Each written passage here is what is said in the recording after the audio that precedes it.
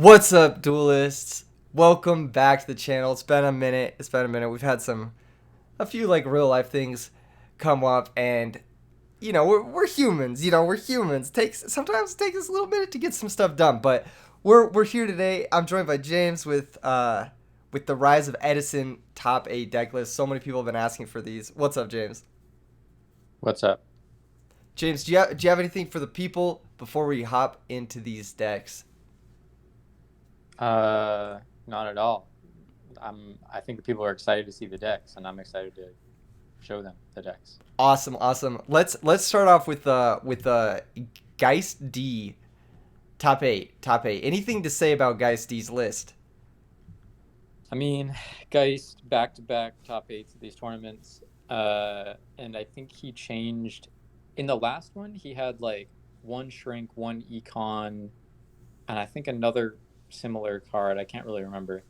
But now he narrowed it down. He said, I'm going all in on two shrinks. And he also cut an Icarus attack for Fiendish Chain. Cut an Icarus attack and a bribe, I think. So he's just kind of diversifying and narrowing down what he wants to do, I think, which is always a good way to deck build. Yeah, one really interesting thing to me about this deck is that there's no Torrential, no Mirror Force, but there are two Icarus attacks. I wonder if that No heavy storm.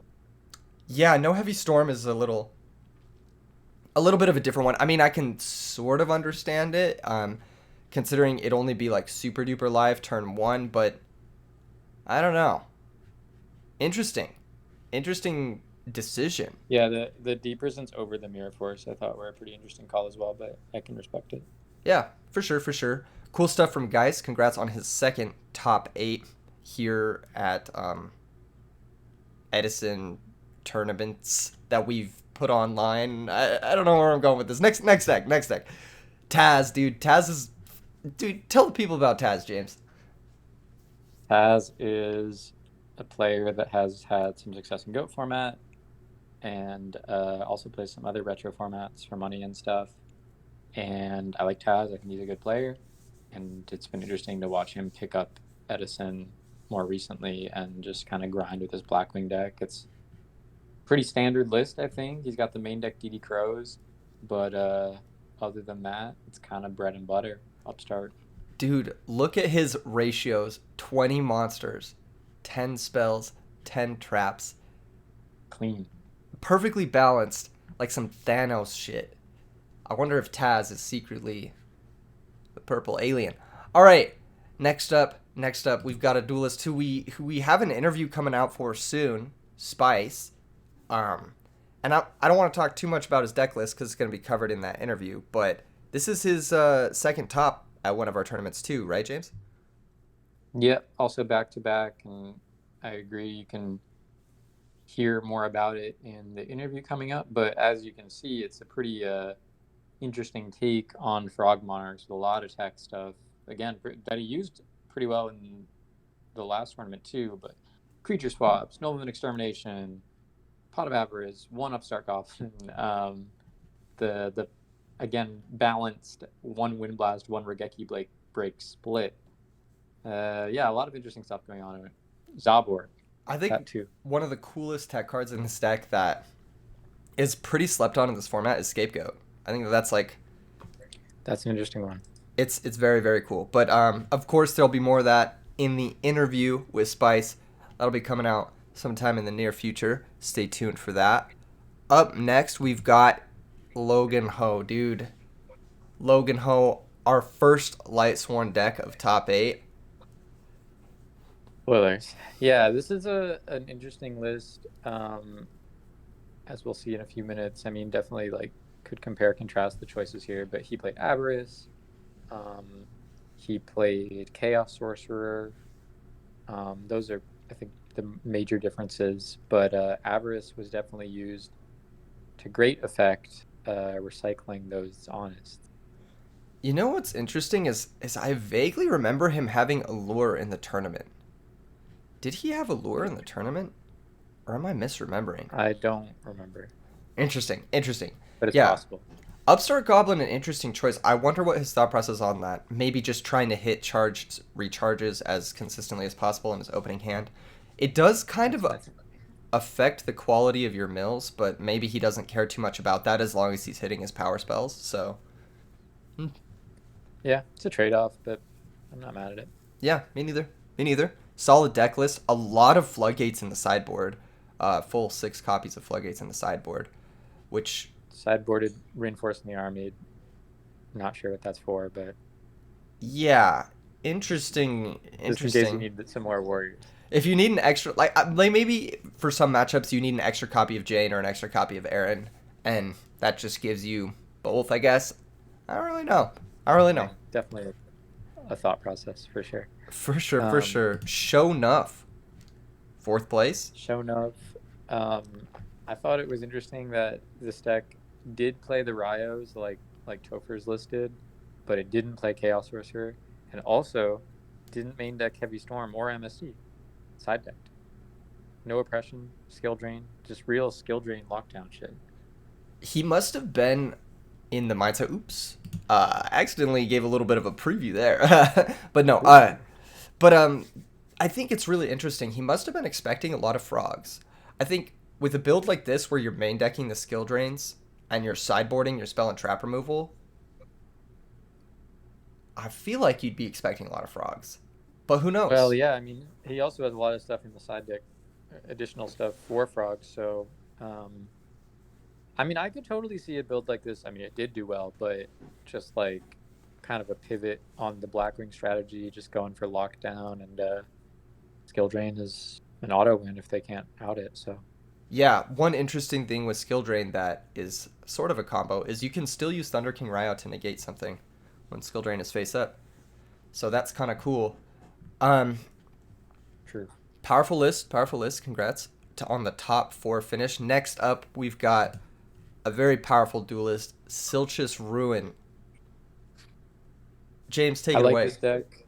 I like the slight variations that he's done. It kind of, it's funny. You could kind of see it as similar to what Geist did because Geist trimmed down, what did we say, that third copies of Icarus, third copies of Bribe, and Silchus kind of did a little more variation with trimming down the third Snowman and the third Infernal guy, and chose to add stuff like Card Trooper. I think cut the bottomlesses for additional discard traps, um, and just kind of like more variety, maybe expecting a more varied field or just wanting to be more prepared.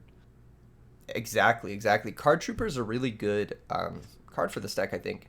I think this deck struggles a tiny bit with Thunder King Ryo, so having a nice little way to +1 off their Thunder King Ryo is cool. And setting up your graveyard can be pretty big to turn on Miracle Fusions as early as turn 1.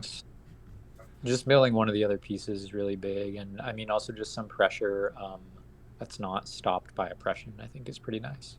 Yeah, for sure, for sure.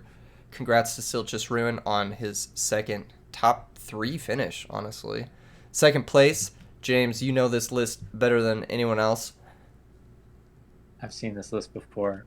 This is Matt K and a value list that he took directly from our channel that that I've been playing a lot. And yeah, I mean, I think we've talked about this deck list a lot. You can see it on the channel. It's again card for card. So the deck devs are maybe a newer addition, you could say, and I don't know how well they fared for him this tournament, but they've been doing really really well for me. And the rest of it, as standard as any list can be in this format. This is pretty standard value turbo, but yeah, I think we featured him a lot on the stream, and you just saw how efficient and consistent it can be in setting up kill shots, as well as like having the slight additional chance of getting a really crazy mill off a charge or a Ryko that just like pushes you from like a consistent good fair deck to like doing some broken shit. I think that I agree with all of that, honestly. I also think that we're going to see a lot more deck devastation virus moving forward, Yeah, potentially even in the main of some lists. It's a really stupid card, especially in decks like this that can very very easily support it on the first turn of the game. So, totally. mm, That was something Matt said directly afterwards he was like, "Oh, I might consider maining the deck dev, and also definitely need some more outs to that consecrated light in the sideboard." Let's agree on that. The orb is fearsome for sure, for sure. And of course, we've got our first place, Hugart. Incredible, incredible stuff. Yeah, so we haven't actually featured this list yet, so let's maybe spend a little more time digging into this one. But yeah, I mean, this is Hugart's list. I think we talked about the potential light swarm. We featured a few different lists on our channel. Where this one is different, I would say, is the package of like two beckoning and one reincarnation, that we were not as big fans of. Um, and then he has a couple more techie picks like True Nade and Card Destruction and the Threatening Roars. But these ratios just seem to work out really well for him. The two Celestia, that's also noteworthy. Yeah, for sure. Two Jane, something that in this format is it's kind of exceptional, right? It can attack over Sirocco, it can attack over Hamster, and it just pressures like obnoxious stun monsters. I don't think you can like I don't believe Jane's effect starts a chain. Correct me if I'm wrong, James, It but it it doesn't, it just right? continues. Yeah, Yeah. so I believe it can attack over Doom Caliber and it can attack over Laquari if there's a Chariot set, which is pretty big. Um, so that's an interesting inclusion. Card destruction, something that maybe Logan Ho we saw he had Upstart Goblin, which was a way to filter through his deck a little quicker to see the charge and the recharges. Here from Hugart we see card destruction as a way to sort of say like, okay, my hand is bad. I need to hit these specific spells, and then my deck just wins. It doesn't matter if I'm down the -1, you know? Also pretty good in game two if you need to hit, an MST or discard those shiny black seas and hit the orb. I think we should talk about the side deck actually, because I mean the main deck has a couple interesting things, but I feel like, in one of the videos we had said getting the side deck ratios correct would be a big factor in making this deck successful, and I feel like this side deck is really a thing of beauty. It just seems very focused to me. Yeah, it seems like it has exactly what he wanted to kill the decks he wanted to kill. Shiny Black Sea being a huge inclusion, it pairs exceptionally well with his monster reincarnation, his beckoning lights, and his card destruction, as well as with like stuff you commonly see like Lumina and just the milling in general. Um, really, really tuned sideboard, you can tell. Starlight Yeah, Road.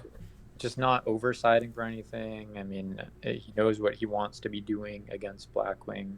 Like you're about to say, Starlight Road, double my body, the consecrated. So it's really just like get up consecrated and protect it, or just push through all their stuff. Exactly, exactly. Starlight Road is something that I think I've mentioned on the channel before. Is it's one of those shockingly powerful cards in Lightsworn because your opponent will literally never expect it. It is the last Yeah. card you'd expect. And one thing about Starlight Road is you when you don't expect it, that's when it's at its best. So if your opponent now knows you have Starlight Road, all of a sudden it becomes worse. But when you when they don't expect it at all, they're gonna play into it because you know what I'm saying. You know what I'm saying, James. You know what I'm Yeah, saying. yeah, for sure. I mean, I do, and especially like coupled with the traps that they might have seen in game one, they could really easily be expecting something as a roar, or a beckoning, or a sided decree, and go for a black rose or something like that, and just get completely blown out. Yeah, yeah. One other thing that I wanted to comment on in this deck list is the inclusion of Twister. Now, in previous videos, we've included something like Breaker the Magical Warrior or, Dust Tornado to answer or deal with stuff like Light Imprisoning Mirror.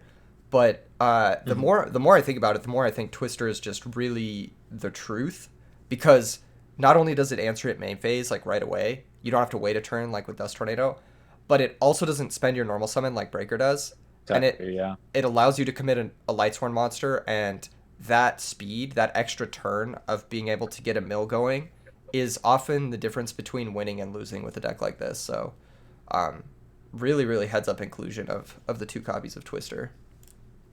Totally. I think Twister is a funnily like more versatile card than you expect. I don't know. I think you can board in a lot of matchups and it'll have some application somehow, even if it's kind of narrow. Yes, yes. I've actually even started trying it out in the fairy deck, and it's been amazing so far. So I'm actually surprised, quite surprised at how powerful this card is. Um, but those are the top 8 deck lists. Let's do one last little scroll through them Great. all. Silchus, we've got Shonuff. There was two Blackwings, two Lightsworn, one Vayu, one Frog Monarch, one Absolute Zero, and one Gladiator Beast. Correct? Yeah, I mean, congrats to all these players. You did great, and a couple repeat performers. So we hope that for the next tournament, everyone will turn out and see some new faces and maybe some of these repeat toppers. Yeah. One thing we didn't shout out actually is Hugard is the brother of Topher 702, the previous winner of Correct. the last tournament. So that's insane. Very powerful family. Let's see if anyone can topple them in the next event. Which, as of right now, I believe we're planning. No confirmed dates or anything, but there's whispers of a tournament happening in August. So if you guys want to participate in something like this, just keep in mind, August might be the time. Join the Discord link down in the description. Smash like, subscribe. You know the vibe. Peace out, everybody. Peace.